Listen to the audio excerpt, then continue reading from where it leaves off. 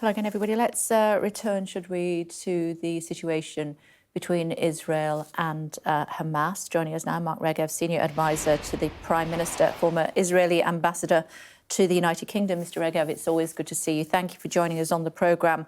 World Health Organization says it's documented 102 attacks on healthcare facilities in Gaza since the 7th of October.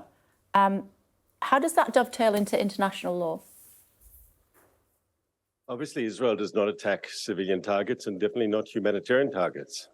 And I don't know what their numbers are based upon. There was the famous incident in the Holocaust. What was that in the hospital 2 weeks ago, when Hamas claimed it was an Israeli airstrike that attacked a hospital. In the end, it was a terrorist missile itself that had been fired by the terrorists in Gaza to Israel that malfunctioned and fell short. And it was proved, I think, conclusively that it was actually their rocket that landed and hit the hospital. So I don't know what these statistics are based on. I apologize. I can only tell you that we don't target humanitarian sites, while Hamas has a deliberate policy of embedding itself in hospitals. So we know for a fact, let's say in Gaza's largest hospital, the Shifa Hospital, there's an underground headquarters of Hamas, and they've actually built it there precisely because they know the hospital gives them protection.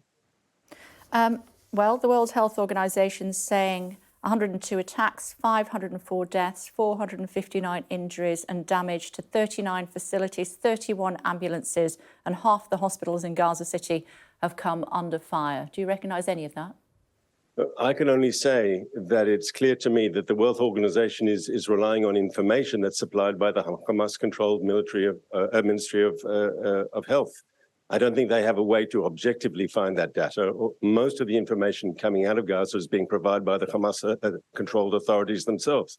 Israel does not target humanitarian organizations, while Hamas uses the medical system. And once again, the case of Shifa Hospital is the most obvious, where they've built their command and control deliberately underneath a hospital, using all the patients and doctors there as a shield for their war machine. That's documented. That's proof.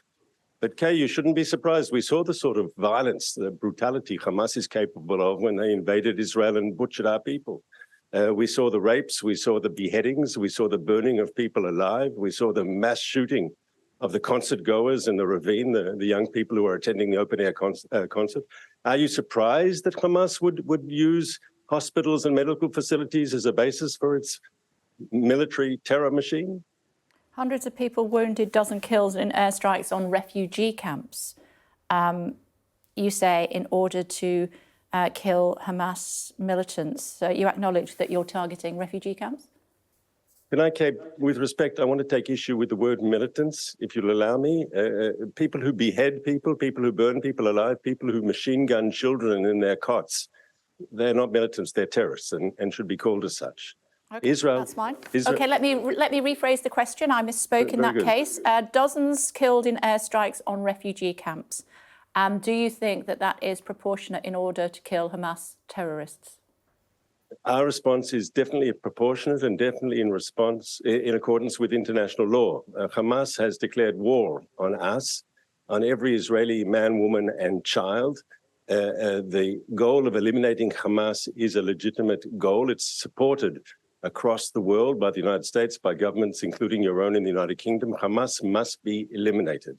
And we will achieve that goal. Now, Hamas has made that job very difficult because they've, as I said a moment ago, they've embedded themselves, their terror machine, inside civilian neighborhoods. And we're trying to be as surgical as we can in a very difficult combat situation. But we will destroy Hamas. And in the effort, we'll try as best we can to safeguard the civilian population who we're not trying to hurt. Sure. Mr. Ambassador, we believe that you targeted Israel, the IDF targeted an ambulance. You said it was used by Hamas. What evidence do you have of that?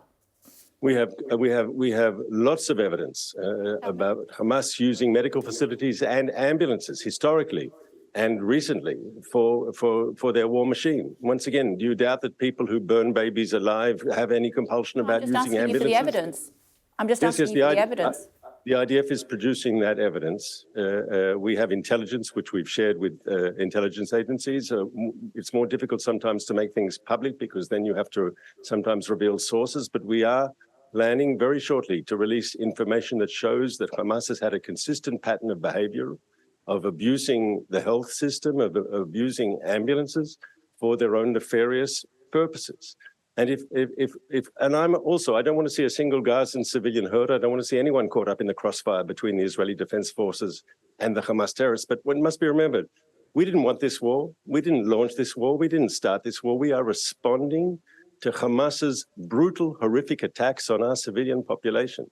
Israelis, frankly, refuse to live any longer next to this enclave, this terror enclave on our southern border, and we will eliminate Hamas's control of the Gaza Strip. And I think, Kay, if you'll allow me, that's not just good for Israelis. It makes them safer. They don't have to live in fear of terrorists coming across the border and butchering their children. But it's ultimately better for the Gaza Strip, for the Palestinians themselves, who deserve better than this group of fanatical, extreme terrorists. That regime has been in power for 16 years in the Gaza Strip. And what has it brought the Gazans? Only suffering, pain, and impoverishment. They themselves deserve better. In the meantime, the region is less settled, one might suggest. Brits and the British embassy staff are being told to leave Lebanon for now. How concerned are you that this war is going to extend to the wider region? Of course, we're worried. We know that Hamas's twin sister in Lebanon, Hezbollah, also funded and armed by Iran, could create a crisis, could exploit the situation in Gaza and start a northern front. Now, Israel does not want to fight a war on two fronts. We prefer to be able to concentrate on Hamas in Gaza. But if Hezbollah does initiate a conflict, a wider conflict in the north, we are ready. And if Hamas took us by surprise on October 7th, and we played dearly, we paid in blood for the fact that we were not ready for them on October 7th. I can tell Hezbollah in the north that Israel is mobilized, Israel is watching, Israel is ready. And if they are foolish enough, if they are crazy enough to start a war, we are ready to respond, I think, expeditiously and decisively. We don't want it. We'd much prefer for the northern frontier to remain quiet, but we know it's possible and we're taking precautions, and it's clear from what you've just said to me, the British government is also taking precautions. How can it remain quiet when there are reports of 3 children and their grandmother killed in a vehicle in Lebanon? I believe Israel looking into that. What can you tell us? I can't, once again, I can't give you anything specific, but the Lebanese-Israeli border should be quiet, yes? And the fact is that Hezbollah over the last few weeks has been having this low-intensity warfare against us, shelling our communities. There were rockets yesterday launched against a city there in the north, Kiryat Shmona. Thankfully, we've evacuated most of the civilian population, and therefore there weren't fatalities.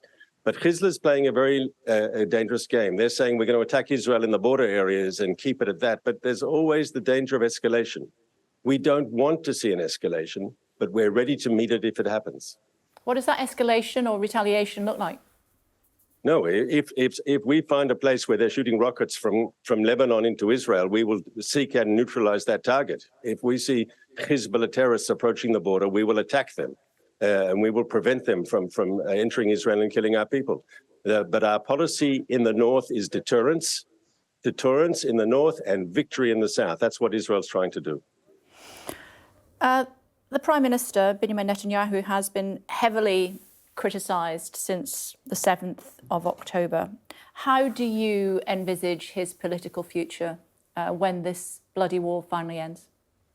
Well, you're right. When the war is over, when Hamas has been defeated, yes, when there's a new situation in the Gaza Strip, then, of course, in Israel, we'll probably go back to politics as usual. And the people who don't like my prime minister will, of course, be calling for him to resign. And there'll be politics, there'll be investigations. Why was it that we were taken by surprise on October 7th? Why was it that they crossed the border so readily and butchered our people? There are all sorts of questions that need to be asked. But I have to tell you, at the moment, that's on hold because Israel has to be focused, and we are focused. And the country is united as never before into defeating this terrible, horrific terrorist threat. There'll be time for politics when that's over. But at the moment, we're in a state of national emergency, and we have to deal with the current situation. That is defeat Hamas in Gaza. Mr. Ambassador, we're almost out of time, but it would be remiss of me not to ask about the hostages. What is the latest situation? I'm afraid I've got nothing positive to say yet. We would like to see them, and I know the UK government has called for their unequivocal, unconditional and immediate release. But Hamas are not suddenly Boy Scouts. They're not going to, I think, hear those humanitarian calls. They haven't allowed the Red Cross to visit any of the hostages. And I think the truth is the way to get them out, to expedite the release of hostages, is just to beef up the pressure on Hamas. And we're doing that through our military action, and we're doing it diplomatically through Hamas's allies in the Gulf. Hopefully, beefing up the pressure, Hamas will feel the heat, we'll get our hostages out. Mr. Ambassador, we're out of time. We must leave it there. Thank you for taking the time to join us. Thank you.